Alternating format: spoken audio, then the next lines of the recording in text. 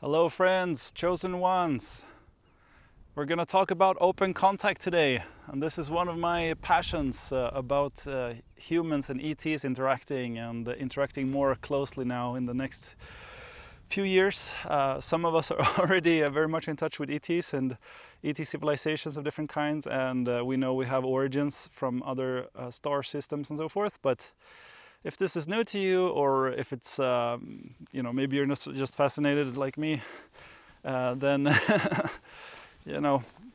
center yourself and let's get into it. Okay, we're going to talk about open contact and what's coming in the years ahead here, and where we could be going as a species, as a civilization.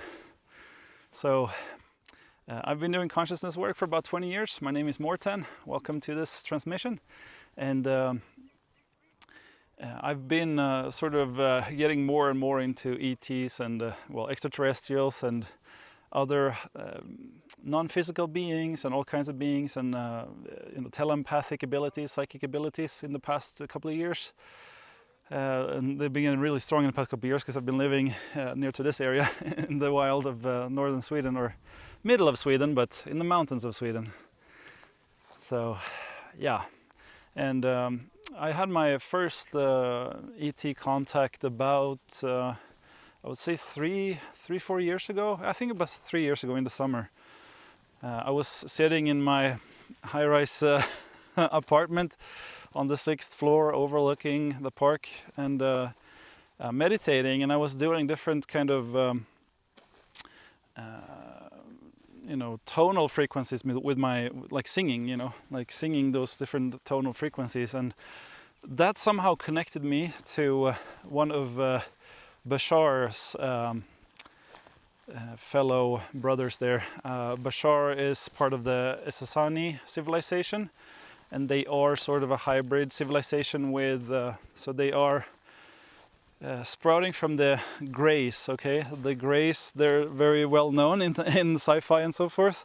They are sort of the gray aliens with the big black eyes and the sort of egg-shaped heads, and they also exist and they are here, but they're becoming more friendly these days. They used to be sort of a bit negative in the past, so forth, because they are sort of us, a different parallel reality of humans, but they have de-evolved to a point where they lost touch with their emotions, sort of. So they don't really understand feelings so well. So there has been some very negative interactions with humans, and it's not necessarily that they have bad intentions, but it's just like a misunderstanding because we are so different from those gray ETs. But Bashar sort of is an evolved version of that, okay? So they have emotions and they understand emotions, the Essasanis, because they have sort of interbred with our current civilization, okay? So they came from that parallel timeline, the Greys, and there are a lot of stories of these abductions, especially from, earlier in the 20th century. There are a lot of those stories where people got abducted and they were taking DNA, and that was basically to save them, And those people who got abducted, they had that in their soul contract, that they would help the Greys to actually become the Essasanis, basically. So they took our DNA more or less forcefully, but then they recreated themselves to be more pure, sort of, and more evolved. And now they're still sort of in another dimension, but Bashar is very much anchored here through the channel called Daryl Anka. It's been around for a very long time, I think since the 80s or even 70s, doing seminars, and there's a lot of videos on YouTube. You can search for Bashar, and you'll find lots of amazing videos, those channelings. But so when I was sitting there on the balcony and I was doing these sort of different frequencies, singing frequencies, I got in touch with another Essassani character whose name is Soma. And Soma just basically came to show me, like, here I am, you can talk to us directly, like, wow, that was amazing. And then he explained that I needed to embody what the wisdoms I know more. I needed to live them more, because I was, back then, I was really stuck in my job and not really loving life so much, being very stressed out about finances and all kinds of things, and frustrated not to be able to express the things that I'm expressing now, basically. But that led me on. So that was a bit of encouragement. That was one of my first telepathic connections that I had, and I didn't use any psychedelics or anything. This was just through that singing frequency that I was using. And I was able to actually, get in touch with them. That was pretty amazing. And since then, I've had a lot of communications, and I have Arcturian sort of ancestry and family. So I have been in touch with my Arcturian family back from Arcturus, and so I've been using DMT, a psychedelic, a lot to help me to connect with them. But now I can just tune into their frequency without, any psychedelics or anything, because it's really natural to me. And if you were part of the early days of this YouTube channel, I actually did a channeling for the Arcturian Council, but I'm not doing that currently. I have no plans to do that, but I feel like I have a lot to share just in this way that I'm doing now, and I prefer that. And there are a lot of people who are really good at channeling the Arcturian Council, so you can listen to those guys if you want to do that. But I have a lot of the Arcturian frequency in me, and it's always been in me. It's part of me and my lineage, going back to Marilyn and Mary Magdalene. They sort of created my soul and soul family on Arcturus, and we have been around for a long time, it seems to me. Lived many lives here on Earth, and I've been in Orion, I've been in other places on Arcturus too. So there's this is very complex, and I have seen glimpses of these things. I don't have the full picture yet, but I know enough to say that it's pretty complex. And I know I have a soul family. I think there are about 12 souls. There might be more, or 18. Keeps changing a bit, but other souls that are part of my soul family, that are all from Arcturus, that are all from the lineage of Marilyn and Magdalene. So yeah. But anyway, open contact.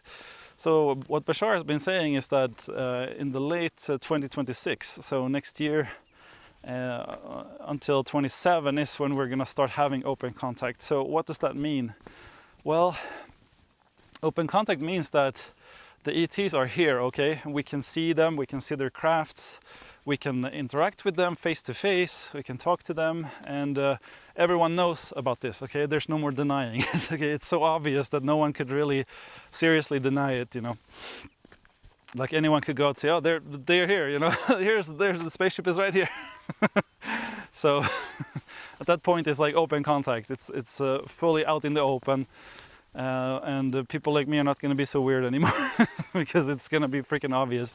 Guys, I think it's already obvious, but it's because I'm very sensitive to these higher frequencies and so forth, and I've been talking to a lot of these beings, also to Pleiadians and to others, and I mean, they're all here, and sometimes they're hiding in the clouds. I don't see them right now, but they might be. They're very discreet.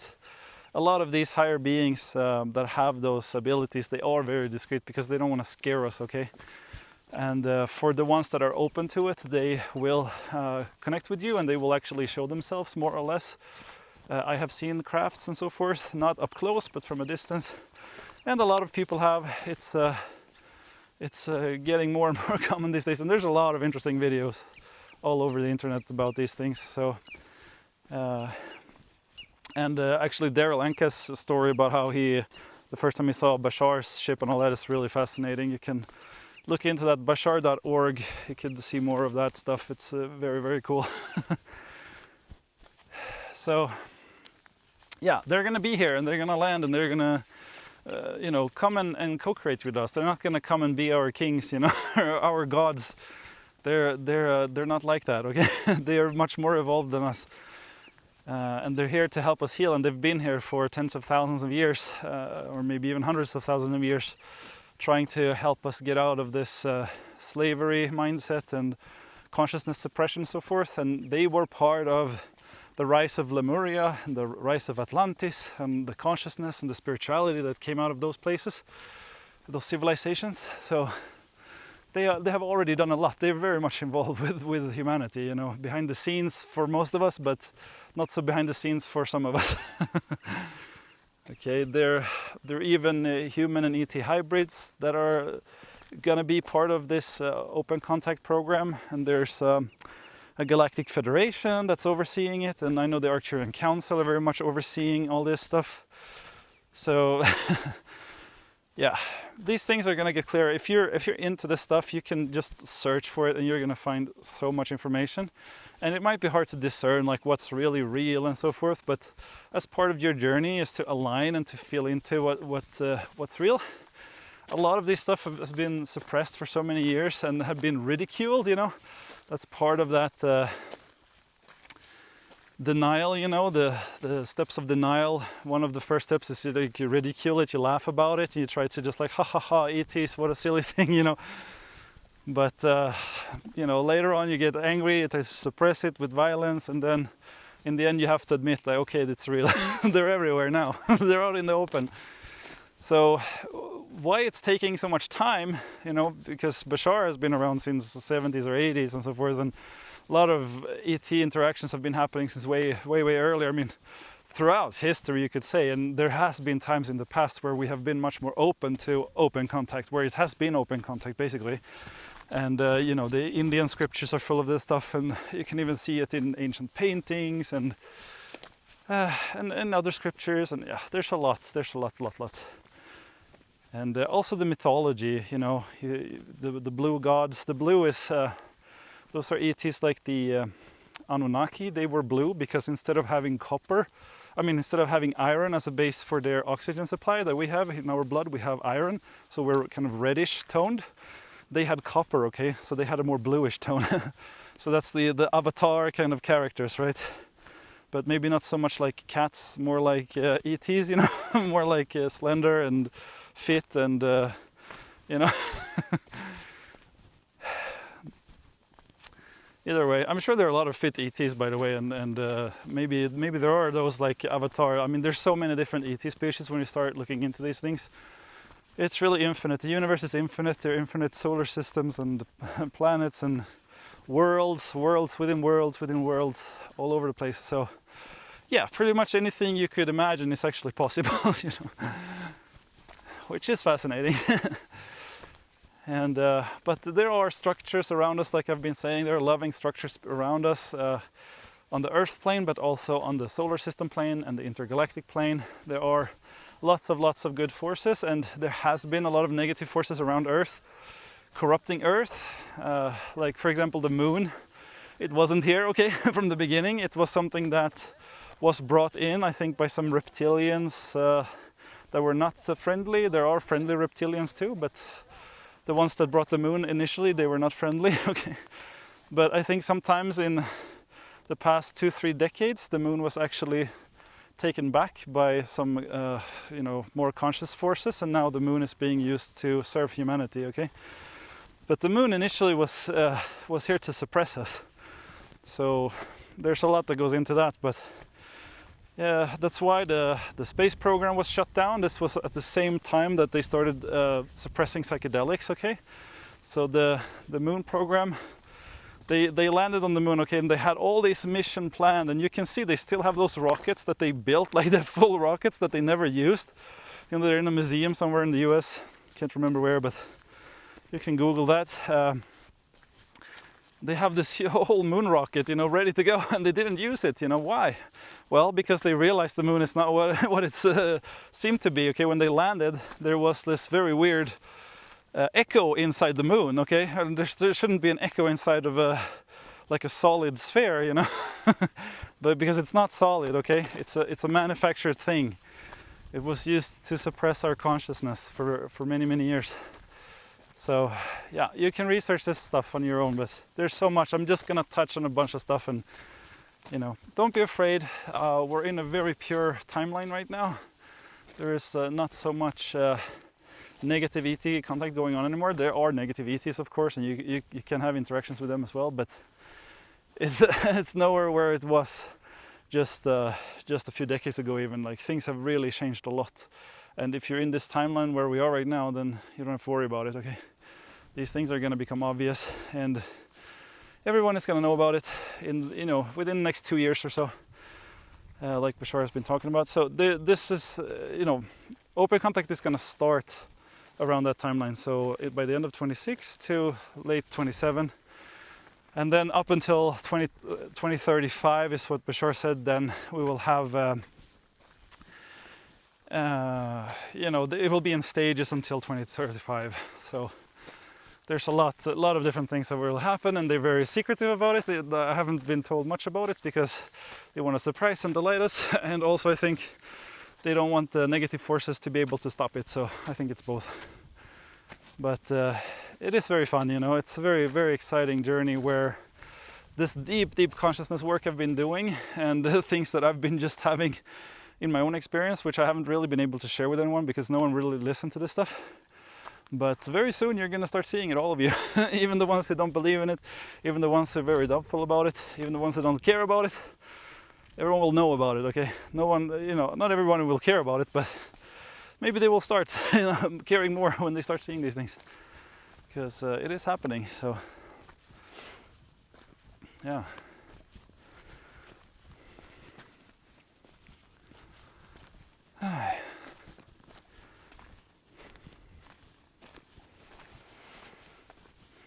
Wow, nice with the breeze. It's so warm today.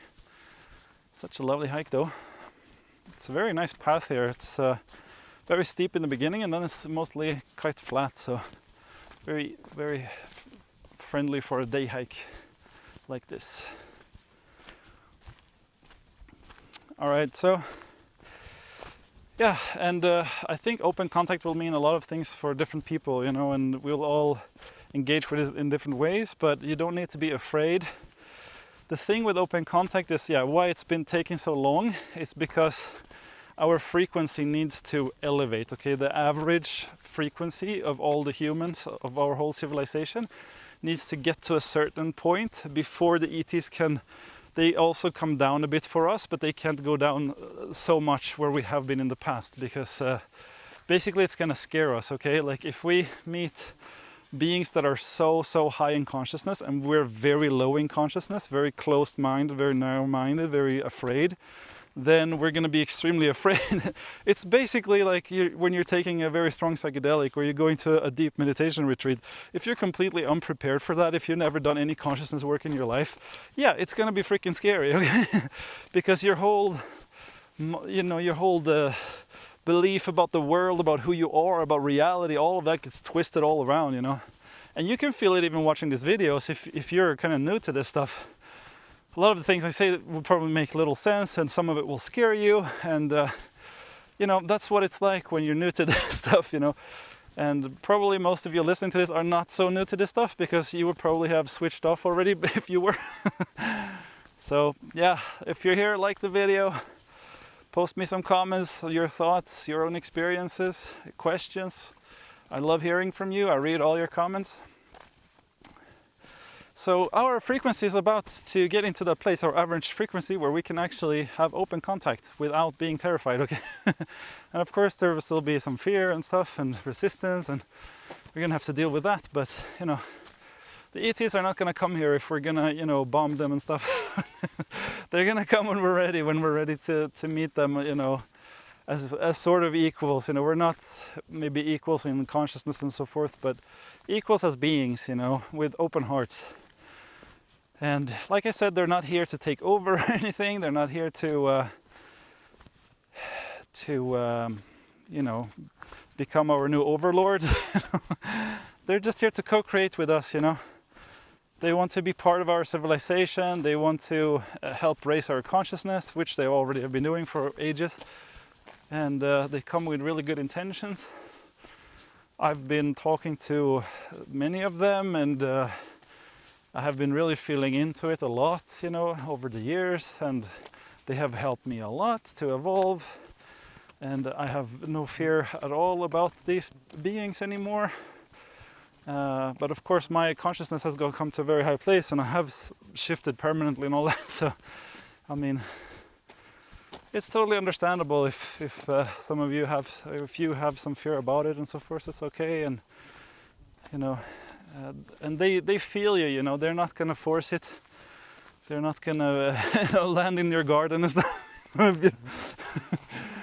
Anyway, it's gonna be fascinating, guys. It's gonna be really, really fascinating in the years to come. So we're gonna explore that as well. I'm gonna keep you posted what I hear and what downloads I get about this. It's been a lot in the past couple of years for me, especially getting in touch with my Arcturian family. But they're very much like just supporting me. They're like my supportive angels almost. They're like, you know, keep going, you know, we support you, we love you, but please don't think too much about home, you know, don't get homesick. Don't focus on your mission there, you know, keep going with your mission. They've like been really reminding me a lot. And yeah, it's been kind of painful in some ways because I don't feel, well, I haven't felt, now I feel quite home here, but I haven't felt home on Earth. And the places where I've been, you know, for most of my life, it's been really difficult, you know. And then when you learn that you have a family in the stars which really resonate with you, and you start feeling their frequency, and you realize, like, well, that's where I'm coming from. That no wonder where I'm suffering so much being here. But now I'm coming out of that, so now I'm learning to thrive even here. So I have evolved a lot as a soul, you know, during this lifetime already, which is wonderful, you know. And this is why I came to evolve, but also to help others, so like you. So yeah, I just wanted to make this little short video about that, and I'll keep you guys posted as this all evolves and as I learn more. All right, so yeah, if you want to work with me one-on-one on getting stable in your alignment, and about if you want to awaken permanently, you want help with that, or if there's anything I can help you with in your life to improve your life, I'm happy to do so. So just email me if you want to work one-on-one, and if you want to donate to support this mission and this YouTube channel, then there's a link in the description below. Just hit me up there. I'm very appreciative of any support that I can get. Helps me to make more videos and to help more people and reach out to more, you know. It's amazing. Yeah, and if there's someone they think would resonate with this video, then please share this video with them. All right, thank you so much for watching this whole thing, and see you in the next one. Ciao.